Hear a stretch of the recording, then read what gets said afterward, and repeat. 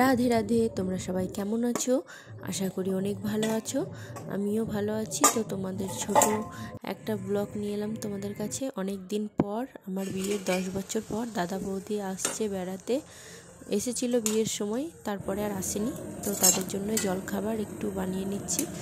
দেখো, লুচিটা ভাজা হয়ে গেছে, এবার ঘুগনিটা চাপিয়ে দেবো।